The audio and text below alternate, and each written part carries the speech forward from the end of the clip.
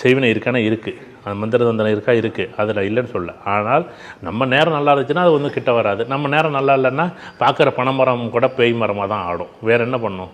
நமக்கு நேரம் சரியில்லைன்னா எவனோ ஒருத்தன் நம்ம மேலே கொண்டாந்து விடுறாங்களோ அதுமாரி தான் வாழ்க்கை. அதை விட்டு அது இருக்கானா இருக்குது, அது ஒரு எனர்ஜி இருக்கானா இருக்குது. நல்லதுன்னு ஒன்று இருந்தால் கெட்டது ஒன்று இருக்க தான் செய்யும், இன்பம்னு ஒன்று துன்பம் ஒன்று இருக்க தான் செய்யும்.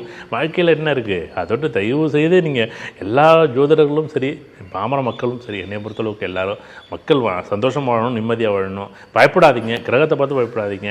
ஏதாச்சும் அதை பண்ணிவிடுவோம், இதை பண்ணிவிடுவோம், அதை பண்ணிவிட்டான், இதை பண்ணிவிட்டான்னு பயப்படாதீங்க. என்ன மிஞ்சி மிஞ்சி போனால் எவ்வளோ வெள்ளத்துக்கு என்ன ஒரு 2 ரூபா 1 ரூபா வந்துடாதா? ஒரு வெள்ளம், ஒரு கொஞ்சோண்டு வெள்ளம், கொஞ்சோண்டு ஒரு 2-3 மிளகு 3 நாள் சாப்பிடுங்க. அது செய்வினை இருக்காது, ஒன்றும் இருக்காது. அதேமாரி சின்ன சின்ன விஷயங்கள் அப்படி புரிஞ்சுக்கிட்டாங்கன்னா அந்தமாரி தான் மருத்துவம் மாதிரி தான் ஜோதிடம். அந்த காலத்தில் ஈஸியாக அந்த மருத்துவத்தை பயன்படுத்திக்கிட்டாங்க. நமக்கு நோயே இல்லை. இந்த காலத்தில் நம்ம அது உணவு முறைகளையும் மாற்றிக்கிட்டோம், இந்த நோயும் அதிகமாக போச்சு. நம்ம அஞ்சரை பொட்டியை காணுமே. இப்போ அஞ்சரை பொட்டின்னு என்னென்னு கேட்டாலும் கேட்பாங்க. இப்போ நிறைய பேர் நம்ம ஊரில் அஞ்சரை பொட்டியும் பாதி பணமும் அங்கே தான் இருக்கும். நம்ம வீட்டில் கேஷு பணமே அஞ்சரை பொட்டிலாம் வச்சுருப்பாங்க வீட்டில் எல்லாருமே. ஆனால் 4 இதெல்லாம் வச்சுருப்பாங்க, 5 இது வச்சுருப்பாங்க, 6 இருக்கும். ஒன்றில் பார்த்தா எம்டியாக இருக்கும், அதுக்குள்ளே பார்த்தீங்கன்னா பணம் வச்சுருப்பாங்க. அதுமாரி வாழ்க்கையெல்லாம் அப்படி தான். அதை விட்டு வந்து இயற்கை தான், அதை தொட்டு அதை விடுவோம் அப்படியே.